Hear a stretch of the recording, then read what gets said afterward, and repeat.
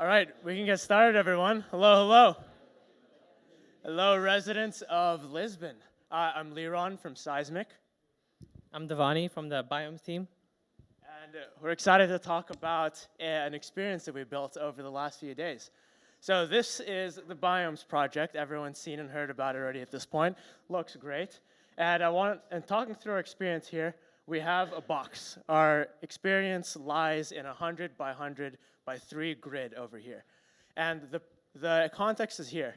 We have a grid, and we have all this ground, and under this ground, there's a mass of treasure. There's a mass of treasure that people can dig in and find. So you can dig a couple blocks, and the objective of the game is to get closer and closer with every block as you go. And this, as you can imagine, is going to be 10 or 20 people that are circling around here, trying to get as much of this treasure as possible within, say, like a 2-minute time limit. And that's the premise of the game, super simple, but could be really fun because a lot of emergent interactions come in that we can talk about more later. And then I'll pass the mic off to Devani. Yeah, so I'm just narrating what Alex over here is gonna be like playing the game. And so, Alex, yeah, do you want to get started playing the game by setting up the client? Yeah, yeah. So okay, so he's on the actual client for the game, and he's gonna first just connect his wallet.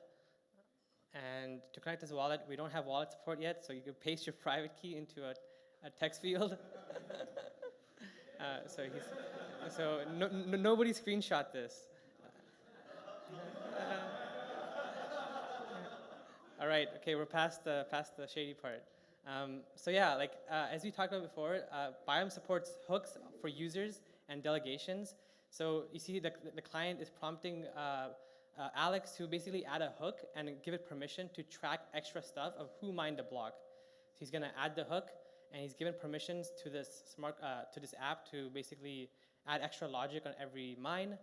And then the client is prompting him to set up biomes, because biomes support showing overlays for any single game that people make. And so he's going to enable this thing called extension mode. And then you see at the top right, Biomes has shown like this UI where other games can basically specify things they want to render in Biomes. And for this game, it's about like mining treasure. So it's given Alex an area. So he's going to copy the area.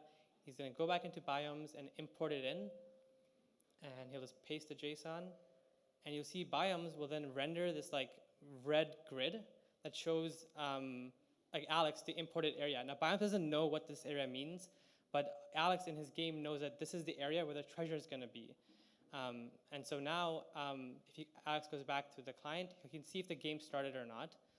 And I think the way that they've set up the game is that the game doesn't start until like one of the contract deployer picks how many blocks they want the game to run for.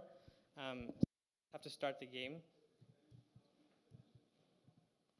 And then when the game starts, this will like auto refresh and show, okay, it's like there's 29 blocks remaining, and it shows a leaderboard. So once he starts mining stuff, again, Biomes has no idea of like what's actually happening.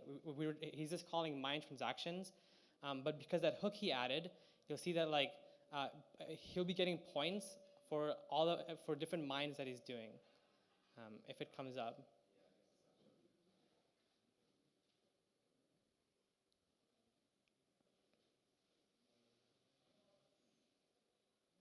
Okay, well, there's no points being generated. Yeah, so like that's supposed to be the leaderboard, and so that would show when there's different points that as he's mining, what's actually happening under the hood. This is like the seismic piece, the extension piece. So Biomes, he's calling mine on Biomes, and Biomes is basically calling the hook that he registered, and this hook is like, oh, this guy mined a block at this position, and they have a ZKP that basically like awards certain points for different positions based on their own Berlin noise generation. And then they basically go back and award Alex, the player, a certain amount of points. And those points, again, aren't tracked in Biomes. It's like their own smart contract, the extension smart contract, that tracks this. And once the game is over, there's like a function called drop item that they've also written in their smart contract. And this will just go ahead and call Biomes drop, and it's using delegations. So he can basically force one of like the user that said, if you mine this treasure, I'll give you my wooden pick.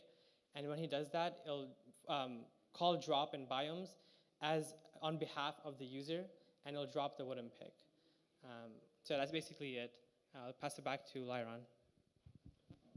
Okay, so as a technical overview of this bit, I wanted to take a second in the spirit of this event, talk about why this build was so cool, especially to us as the Seismic team, who's worked with many games in the past and looked at extending many games. One of the things I've been thinking about for a very long time is how aggressive can you be with the changes extension layer and how they apply to the base layer. Because usually there's this massive problem of you extend it, you have a cool mini game on top, this mini game could end up breaking the base layer. And this is something we all talk about, like, man, this is the bear case for on-chain games. If all the base layers are just doomed to fail if you ever extend it, then we can't. This is the first time we've been able to work with a game to build an extension layer that is as intertwined as possible with the base layer. So this mini game doesn't directly write to the tables. Like, you don't win in this mini game and get 1,000,000 diamond in the real game, and then the game balance of the base layer is all gone. What it does instead is, instead of directly writing to the assets on the base layer, it writes to the actions on the base layer. So we can still respect the digital physics. So this, if you notice, this whole game it feels like biomes. Like it's an entire new 3D Perlin noise generated plot of treasure that is within the biomes game that you mine and find with all the biomes digital physics. But when you get the rewards, you get this through this entire system that biomes doesn't know about, as Devani talked about. And then after that, instead of giving all of the points converting them directly into assets, directly into the biomes base layer, we influence an action. And the action is this person drops a bunch of assets. And just that slight change of influencing actions instead of influencing the actual tables themselves just made this the most intertwined game extension experience that I've thought of, and has made me personally way more bullish on how aggressive we can be. Because this is not a side quest. This isn't like you left biomes, you did a little something, and then you came back, and then some stuff happened. This is like you were in biomes and something cool happened.